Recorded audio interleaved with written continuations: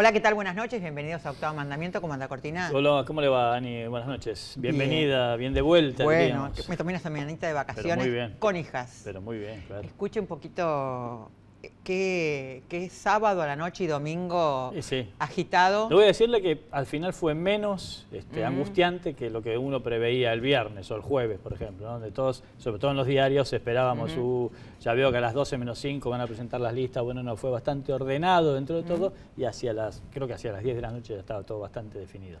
Una pregunta Nada, indiscreta. ¿Quién chiste estaba interno. angustiado? ¿Está angustiante? No, por el trabajo que implica para un diario estar Ah. corriendo contra la última noticia, es cuando el plazo vencía a las 12 de la noche, ¿no? Ahora, los Todos días- sabemos que en materia de listas de candidatos políticos Sí. siempre hay una sorpresa a las 12 menos 5, como digo yo. Pero no la hubo. Pero, perdón, ¿la sorpresa era para algunos diarios de la oposición o algunos diarios del oficialismo? Porque, a ver, Yo creo que para todos, ¿eh? ¿para todos? Sí, yo creo que ¿Para el sí. oficialismo también fue una sorpresa? No, bueno, no sé si tanto una sorpresa, pero siempre hay, bueno, va este o va el otro, ¿no? ¿Qué sé yo? ¿Usted qué sabe? Porque yo estaba ausente. En estas listas que quedaron finalmente con los candidatos y con las fórmulas a presidente. La pregunta podría ser, ¿dónde está el radicalismo? Claro. Esta cosa de tanto diálogo, tanta apertura que se hablaba, ¿no? Del PRO, de todos los sectores, que iban a ser como una especie de apertura. ¿Dónde está? ¿Dónde están los frentes que se iban a armar? Claro, ahí el paso más decisivo en este sentido, digo, no digo que haya sido tan importante, pero el paso más decisivo lo dio Macri después. Sí. Una vez más, hay que decir que la oposición demostró que reacciona ante las acciones del oficialismo, ¿no? Absolutamente. Cuando la presidenta y Daniel Scioli acuerdan entre los dos, poner a Carlos Zanini de candidato a vicepresidente, inmediatamente Macri se da cuenta de que no puede vivir tan replegado sobre sí mismo, sobre todo en la provincia de Buenos Aires, y entonces lo hace bajar a Cristian Ritondo de la vicegobernación, de la candidatura a vicegobernador, con María Eugenia Vidal, y lo ponen a Daniel Basavilbaso, que es un hombre del radicalismo, claro. La verdad que pensar que el otrora poderoso radicalismo de la provincia de Buenos Aires pone de candidato a vicepresidente de último momento, porque como bien vos decías, una alianza que hasta ahora no se había manifestado, pone de candidato a una persona que con toda la trayectoria que pueda tener y con todo el respeto que se merece, es absolutamente desconocido para el gran público, te da una idea de cómo está el radicalismo hoy, al menos en la provincia de Buenos Aires, más allá de la elección de Mendoza, que el domingo hizo un muy buen papel. Ahora, también vale preguntarse, ¿dónde está el sector sindical en estas listas? ¿Dónde está? ¿Está con Macri? ¿Está con Massa? Más allá de que Facundo Moyano esté en las listas, pero digo, el sector pesado, los gordos, los no tan gordos, Una palabra de múltiples acepciones. Del sindicalismo argentino, ¿dónde están? Y la otra pregunta es, el PJ tradicional, ¿dónde está? El PJ tradicional no está con Massa, absolutamente. Hay un sector que puede estar con Macri incluso, que lo apoya a Macri. ¿Dónde está? ¿Dónde está ese sector? No sé si no está con Scioli, y la fórmula Scioli-Zanini cierra, de alguna manera, lo cierra la fórmula. Sí, cuidado con eso, ¿no? Al Digamos, ahí cristinismo. Es cierto que no tuvieron un protagonismo, como no lo vienen teniendo en los últimos 12 años de gobierno K, digamos, ¿no? Pero es cierto también que muchos gobernadores que no renuevan van a estar en la lista de diputados de su distrito, diputados nacionales, por ejemplo, Sergio Uribarri en Entre Ríos, Marcelo Clos en Misiones y algún otro más que se me debe estar escapando. Yo te diría que el PJ tradicional y los gobernadores en particular están una vez más apostando a quién se queda con la lapicera que firma los cheques después del 10 de diciembre. Y en eso tienen una cierta esperanza. Están esperando todavía a ver para qué lado van a tener que ir. Si realmente, como algunos piensan, Scioli después del 10 de diciembre se transforma en una especie de princesa distinta a lo que ya vimos hasta ahora, y entonces se despega del kirchnerismo, cosa a esta altura bastante difícil, al menos para mí, o si confirma lo que ya se vio, que es un soldado más con distintas características de un kirchnerismo que va a seguir gobernando probablemente por 4 años si son victoriosos. Ayer no, el domingo, había una nota de Borenstein donde preguntaba, ¿quién sabe, no? ¿Quién recuerda a los vicepresidentes?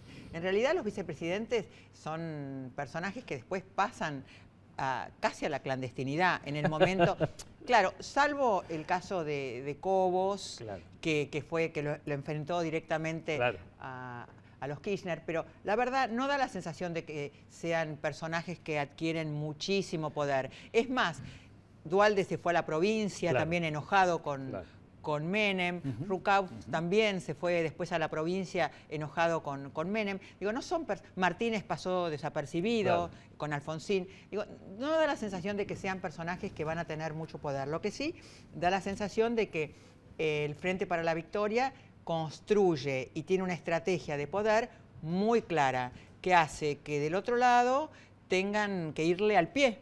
Exactamente, y yo te diría que a diferencia de otros casos donde efectivamente hasta ahora el vicepresidente nunca tuvo ninguna importancia, ¿cuál es la clave? El vicepresidente, como sabemos, es el presidente del Senado, ¿verdad? O sea, es muchas veces el que define la estrategia, por lo menos en la Cámara Alta, que suele ser puerta de ingreso de los principales proyectos de ley. La diferencia en este caso es que este vicepresidente muy probablemente tenga debajo de él, en senadores y en diputados sobre todo, una larga lista de diputados que sí son plenos del proyecto kirchnerista. Esto de haberle, digamos, puesto en las listas, iba a decir una palabra que iba a demostrar cierta parcialidad, pero digamos, haberle puesto en las listas de Scioli muchos candidatos en los primeros lugares que son o de la cámpora o del kirchnerismo más puro, digamos, más allá de que no sean de la cámpora.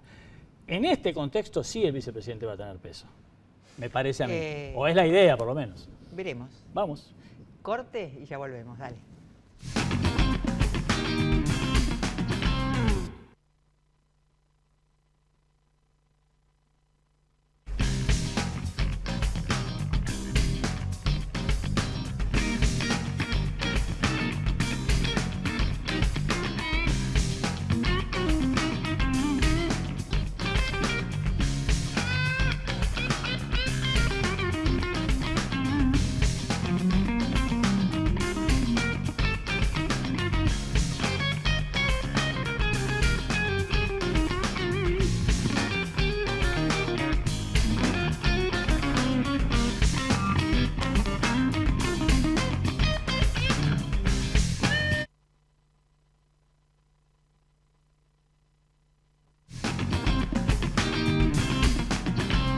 Y acá estamos con Tomás Abraham, que acaba de publicar La Dificultad, su primer obra de ficción. ¿Qué tal, Tomás? ¿Cómo estás? Bien, gracias. A ver, leí La Dificultad y tengo la sensación de que, a ver, me gustaría la diferencia entre una obra de ficción y una autobiografía. A ver, ¿cuánto hay de autobiografía y cuánto hay de tanta ficción en La Dificultad? Sí, la autobiografía o las memorias, uno cuenta lo que recuerda. En este caso yo construí una historia, no tuve que, sobre elementos autobiográficos, ¿no? Los despersonalicé. Traté de construir una historia en la que mi propia persona fuera una tercera persona y que no tuviera ningún papel protagónico en cuanto a una voz que estuviera representada en un personaje central. Todos forman parte de una gran comedia. Por lo tanto, tuve que... únicamente podía haberla escrito si todo aquello que cuento ya no existe más. Es decir, no hay una identificación ni sentimental, ninguna nostalgia. Sí, es un recorte sobre recuerdos que se fueron armando como un rompecabezas para que tenga una estructura novelesca, que haya una aventura, que haya personajes y situaciones. Pese a que muchas de esas cosas existieron o no. Me pregunto porque quien te conoce puede identificar, ¿no? La fábrica, claro, los viajes, ¿no? Claro. Sí. La filosofía mismo, ¿no? Sí. Lo que vas a buscar a París, que es un poco lo que, me imagino, lo que fuiste a buscar en su momento vos realmente, ¿no? Claro, existieron, por supuesto, pero no existieron como en la novela. Ok, claro, ese es el truco. Una cosa interesante también es cómo describís a la clase media judía, ¿no? Porque hablas de la sexualidad de la clase media judía, que eso ya no es ficción. Da la sensación de que tenés una teoría de la clase media, de la militancia, del psicoanálisis. No es tan abstracto, no es tan ficcionado. digo, tenés una idea de cómo es el psicoanálisis, lo que pensás del psicoanálisis, de algunos psicoanalistas. Digo, tenés una idea, plantea el libro una idea de cuestionamiento al psicoanálisis, a los terapeutas. Lo que pasa es que lo de la sexualidad de la clase media judía no lo tenía tan claro, pero... Lo tengo subrayado. Sí, bueno, porque posiblemente. Porque me siento un poquito identificada. Posiblemente, no controlo todo lo que digo, por suerte.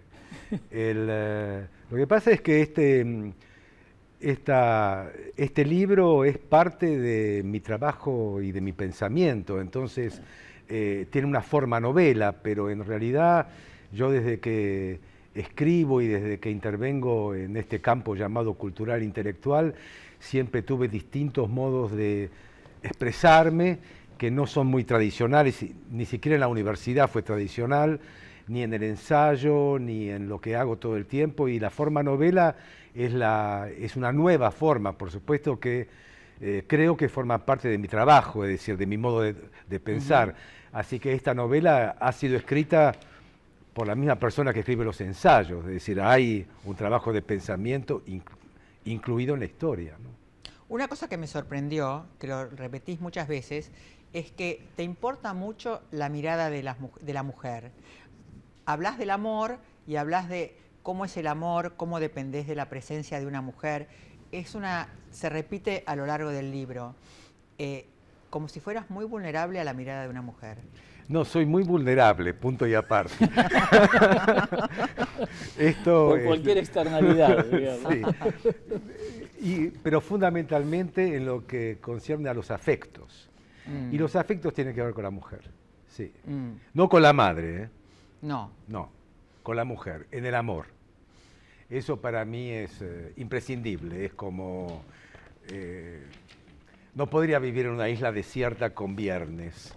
No, necesitaría con una señora. Hice un curso para enamorarme, dijiste en un momento dado. Ajá. Y además contabas que cómo se puede vivir sin una mujer, cómo se hace para esperar si estás enamorado, la ausencia de una mujer en tu vida. Hay como una constante a lo largo del libro. No tiene sustituto el amor de una mujer, ni siquiera Dios. Wow. Bueno, eso está en la novela también. Sí. El punto, claro. Eso está en la novela. Me fui hasta el Himalaya. Sí. Ahora si encontrabas un reemplazante. Claro, y eran todos hombres, los hindúes. Claro. Sí. Y los tibetanos aún más. Pero Pero no tiene... No tiene sustituto. No tiene sustituto. No. Claro. Esa falta o esa carencia, de acuerdo a la historia de la novela, no es una teoría universal. No. Claro. No hago teoría universal. No puede ser sustituido por nada. Es decir, hay ciertos amores que no tienen sustituto. El amor de un hijo tampoco tiene sustituto. Okay. Pero el amor de una mujer es imprescindible era imprescindible. Y el curso para enamorarme implica que es muy difícil recibirse en ese curso. Es muy difícil, es decir, se puede tener toda la voluntad y la decisión de enamorarse de una mujer de la cual no se está del todo enamorado, y es muy difícil. Es decir, creo que aporta positivamente al plan de enamorarse, pero en el caso de este personaje que se quiso enamorar, fracasó. Vos decís el amor de una mujer es insustituible, me imagino que te referís al amor, por ponerle un sello ridículo, de pareja, digamos. Erótico, ¿no? sí. O erótico, claro. Sí. ¿Qué pasa con la homosexualidad? ¿Lo viven de otra manera? ¿O? Bueno, eso habría que preguntarle a la No, bueno, en realidad te pregunto si lo has, de alguna manera te cruzó en algún momento o ni siquiera, digamos. Yo creo que el amor homosexual, el heterosexual, en tanto amores pasionales, Claro. son insustituibles. Okay, claro. El amor homosexual es tan pasional como el heterosexual Sí. y es insustituible. Creo que finalmente lo que estoy diciendo es que la pasión es insustituible, pero la pasión dirigida hacia la sexualidad, ¿no? Porque eso creo que compone, pasión y sexualidad compone todo eso. Creo que eso es insustituible. Por lo tanto, yo no podría ser cura. Claro, Creo que eso está clarísimo a esta altura. La conclusión práctica que puedo llegar. ¿Podría ser rabino? Sí, claro. Sí, más o menos un filósofo es algo parecido. Es alguien que estudia todo el tiempo. Claro, claro, claro. Tengo otro textito, pero soy monotemática. Sí. No creía en la paz, no creía en el amor que no fuera conyugal, familiar, personal, aunque se pareciera al abrazo de un demonio o una muestra de retiro cobarde. La comunidad anónima me deprimía. Claro. ¿El amor tiene que ser conyugal? Conyugal no quiere decir con libreta. Quiere decir dos. Dos. ¿no? ¿Dos? Dos. Dos. Y Quiere decir la convivencia. Sí, puede ser convivencia o no. Mm. ¿no? Dos en el mundo. ¿no? Quiere decir, no hay dos sin tres, no sirve para No, vos. tres siempre hay. Pero puede ser una fantasía, puede Sí. ser un juguete. Es Sí. decir, el dos para no fusionarse y devorarse necesita siempre del mundo. El tres, ¿no? Eso puede ser Sí. distinto tipo de presencias. Pero me refiero a dos en el mundo, me refiero a un pacto de amor eterno. Es decir, hay un fondo de romanticismo en esto. Absolutamente. Claro, claro. Bueno, eso, yo pertenezco al siglo XIX, entonces todavía soy una especie de fósil. Así que eso sí, no es sustituible, como decía antes, y en la época hippie, que está retratada en algunos Sí. partes, se quería sustituir por la fraternidad universal y comunitaria. Esto es en el regreso de, Claro, ¿no? y, Básicamente sí, de Nicolás, digamos. Y partes vividas en otros países. Claro. El amor libre. Claro. Para Nicolás, el único amor es el amor esclavo, es el único que vale la pena. Dejamos una pregunta para después del Sí, corte. yo te iba a preguntar porque otra cosa que, entre las muchas cosas que caracteriza a la novela, es que está un poco atravesada por la política, la filosofía, digamos, el clima social de época. Te quería preguntar qué relaciones ves vos entre eso, que es pasado, como bien vos lo decís, y lo que está pasando hoy en la Argentina en particular. Ya volvemos.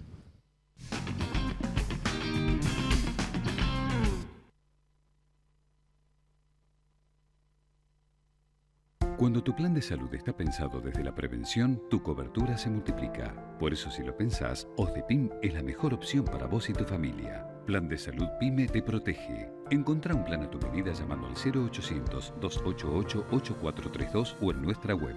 OSDEPIM, la obra social empresaria. Silfa, laboratorios farmacéuticos, auténticamente argentinos. ExxonMobil, líder en tecnología para la operación segura y eficiente de recursos no convencionales de gas y petróleo, está contribuyendo con el progreso del país desde sus operaciones en la provincia de Neuquén. ICBC, Industrial and Commercial Bank of China. El futuro nos inspira.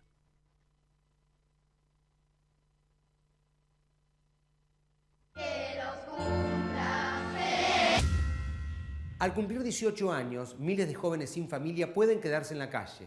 Sumate a Doncel y ayudarlos a tener un futuro, porque crecer no tiene que ser una amenaza. Nos dieron el préstamo en el Galicia, podemos hacer la reforma. Ahora sí.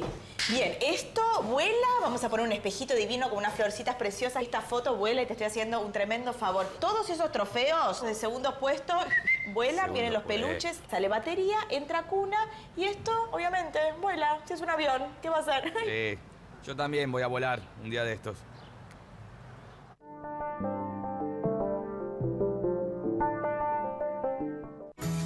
Aprende a votar en buenosaires.gov.ar/boleta electrónica o acércate a un centro de consulta. Cuidar la democracia es defender el futuro. Buenos Aires Ciudad. En todo estás vos.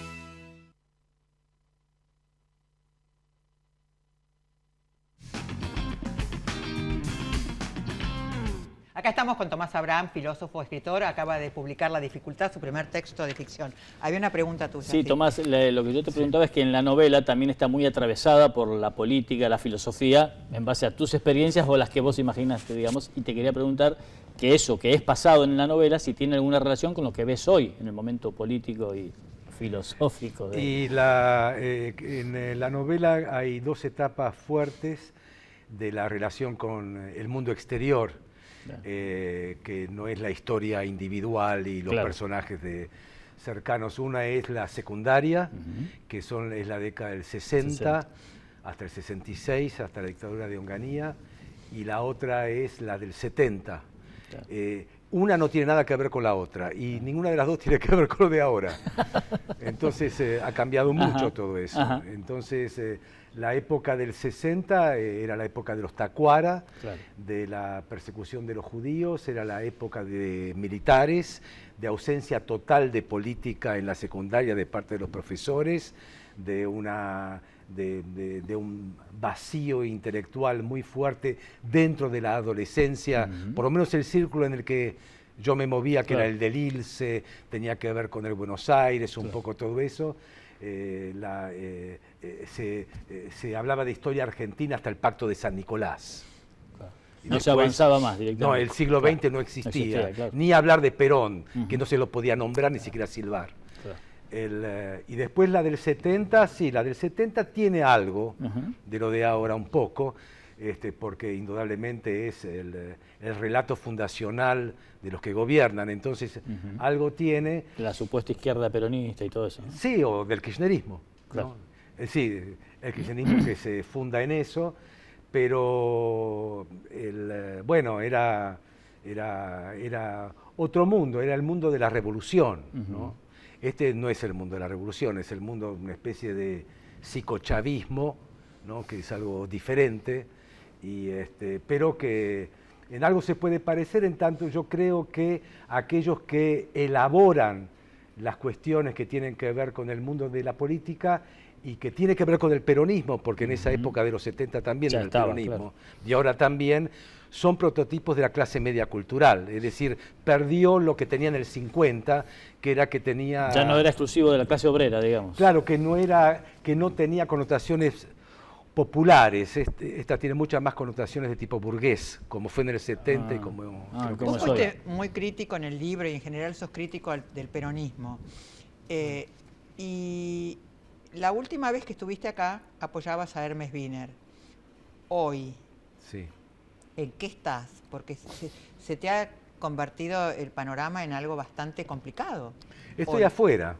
Estoy afuera, ya no escribo más sobre política, no voy más a programas políticos, no intervengo más, estoy totalmente afuera y desde afuera no se me ocurre nada, ni sé a quién voy a votar, ni me interesa, veo a la política como una especie de show que se retroalimentan entre políticos, periodistas, consultores, encuestadores, todo es para ellos.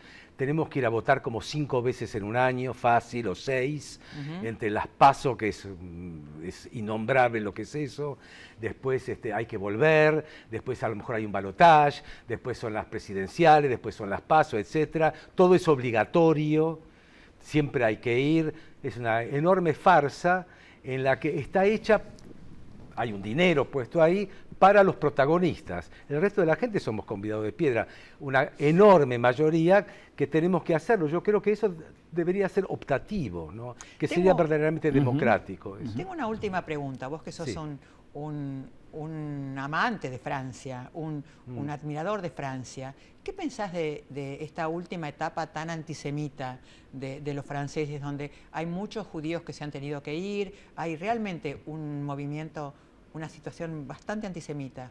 Sabés que no sabía muy bien de eso, pues yo soy un admirador de la lengua francesa, que fue en la novela Está también, que me salvó de la tartamudez según una teoría. Sí.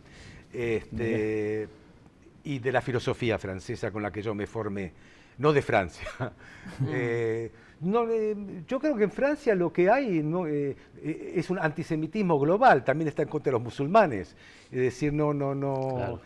Hay un movimiento de derecha, como hay en otros lugares de Europa, con Le Pen y todo esto, y entonces allí no sé qué pasa exactamente con los judíos, si se sienten desprotegidos o no. Hay también, bueno, todo lo que gira alrededor de la inmigración, ni hablar de los rumanos, mis pobres connacionales que los echan de un lado a otro. Bueno, Europa, en la medida en que pierde importancia en el mundo, se cierra sobre sí misma y como siempre aparecen sus instintos tribales y étnicos, que le puede tocar o no al judío o a cualquier otra etnia minoritaria. ¿Y esto puede profundizarse, Tomás? No sé si habrá estado viéndolo, trabajándolo un poquito, pero... No sé si se va a profundizar o... Digo, pues está el tema de Grecia, que ahora se quiere ir del euro y todo eso, ¿no? Claro. Ya que es un caso muy particular. Sí, pero... hay un reverdecimiento de las pequeñas nacionalidades en todo el mundo. Al mismo tiempo se lo trata de compensar con las grandes unidades globales que funcionan o no. De todas maneras vemos que un nuevo fantasma asoma por Occidente, que es el chino, entonces las cosas van a ir más por el lado... Ya no es el marxismo, sino es una suerte el capitalismo chino, el neoliberalismo asiático. Y las cosas van por ahí, y Europa depende de Merkel y no de mucho más, como siempre pasó de Alemania. La última cortita. Vos haces un elogio del aburrimiento, decís un tipo que se aburre ya sabe algo. Sí. Siempre me pareció que el aburrido, como el que llega tarde, son dos cosas. Yo soy extremadamente puntual y no me aburro, pero no lo considero una gran virtud. Que tuvieron amor maternal. Creo que la persona que tuvo amor de madre puede llegar tarde, es más despreocupado, se puede llegar a aburrir, es decir, perder el tiempo, ¿no? Y aquel que no puede perder el tiempo, que está siempre corriendo atrás de él, que es un modo de ser puntual también, le falta un poco de amor maternal. No sé si es muy psicoanalítico. No, pero está muy bien. Es para que lo escuchen los psicoanalistas. Gracias por haber estado en Por favor, Octavo. gracias a ustedes. Vamos. Hasta el próximo martes, 23:30, dale.